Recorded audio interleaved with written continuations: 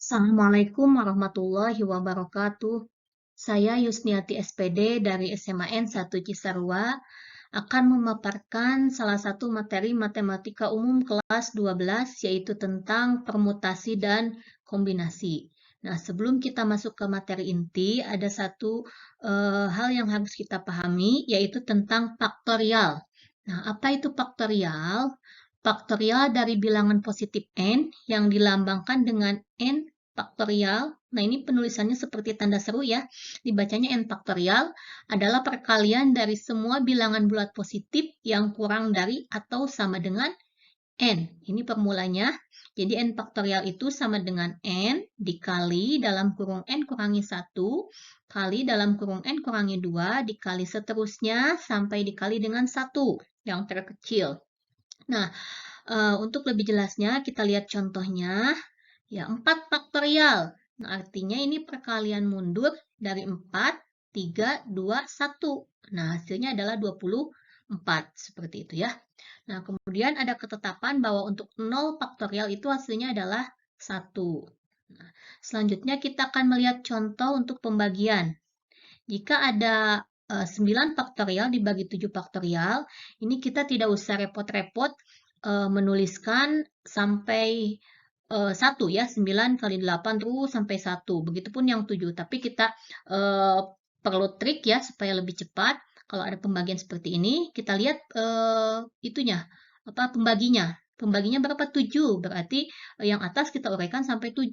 Nah, sehingga 9 kali 8 kali 7 faktorial. Nah, ini masih ada faktorialnya karena belum diuraikan sampai 1. Sehingga yang bawah kita tetap tidak usah uraikan. Nah, yang 7 ini bisa kita coret sehingga sisanya tinggal 9 kali 8 sama dengan 72.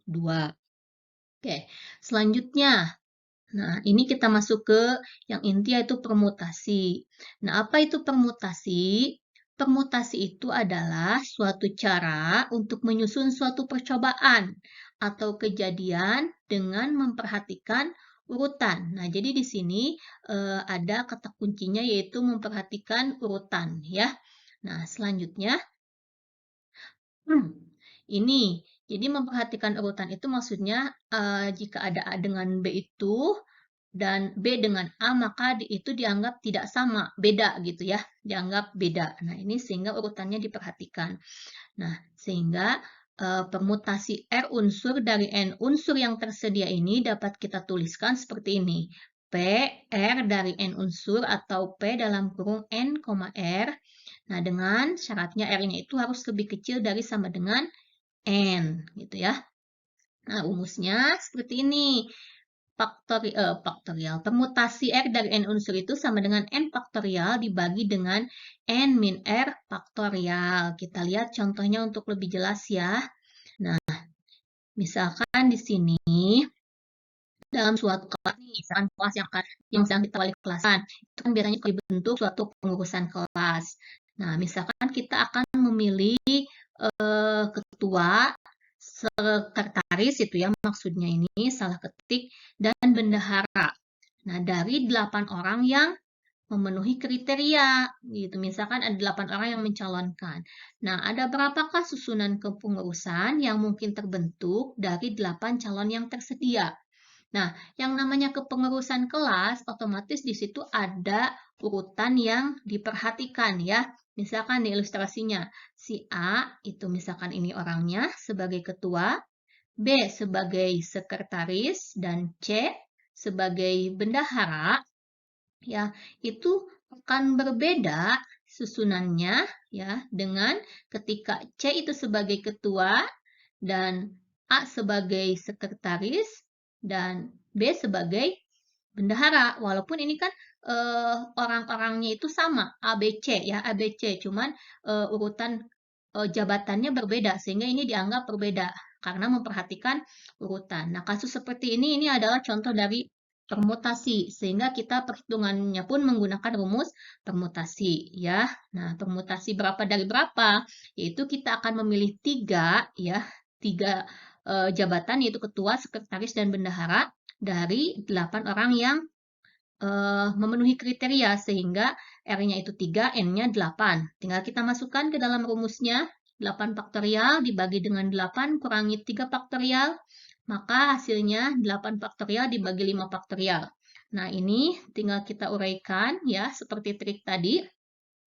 8 kita uraikan sampai 5, dan 5 di bawahnya tetap, tinggal kita coret, sehingga sisanya adalah 8 kali 7 kali 6, hasilnya 336. Maka kesimpulannya, terdapat 336 susunan kepengurusan yang mungkin terbentuk. Seperti itu ya.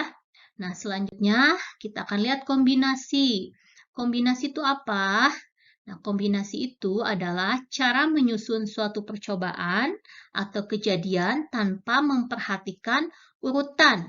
Nah, hampir mirip ya, bedanya adalah di sini, tanpa memperhatikan urutan. Jadi, yang AB dengan BA itu dianggap sama kalau dikombinasi, karena tidak memperhatikan urutan. Sehingga kombinasi R unsur dari N unsur yang tersedia ini dapat kita tuliskan dengan C, ya Rn ini, atau C dalam kurung NR dengan R-nya kurang dari sama dengan N.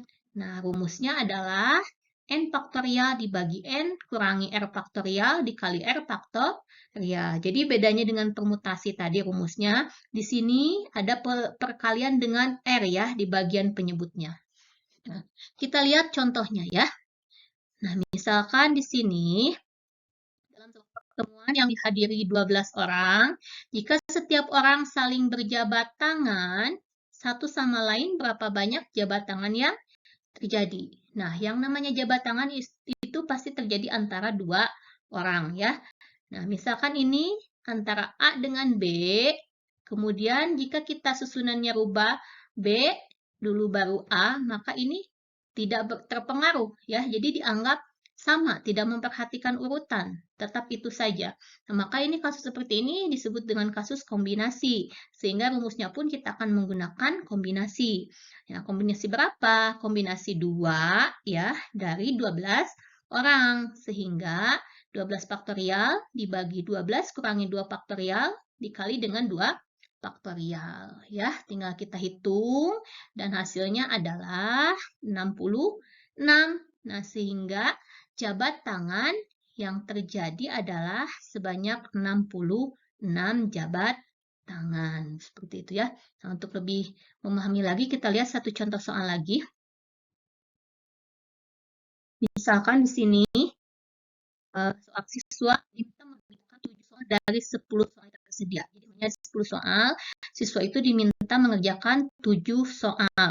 Nah, ketentuannya soal nomor 1 sampai 5 itu harus dikerjain. Nah, berapa banyak pilihan yang dapat diambil siswa itu. Nah, kita kasih ilustrasi. Misalkan ini 10 soal ya. Nah, ini kalau nomor 1 sampai 5 diberi tanda merah karena harus dikerjakan soalnya.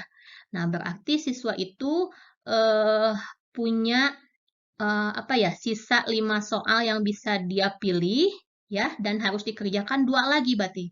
Kan ini 5 soal harus dikerjakan, yang harus dikerjakan semua kan 7. Ini 5-nya yang tidak bisa memilih, dan 2 lagi boleh milih dari sisanya 6, nomor 6 sampai 10.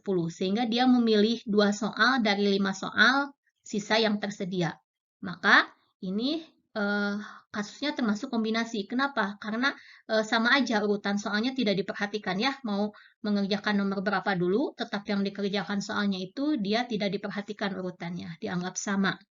Nah, maka kita akan memilih 2 dari 5 soal yang tersedia. Kita masukkan ke rumus kombinasi seperti ini, dan kita hitung sehingga diperoleh hasilnya adalah 10.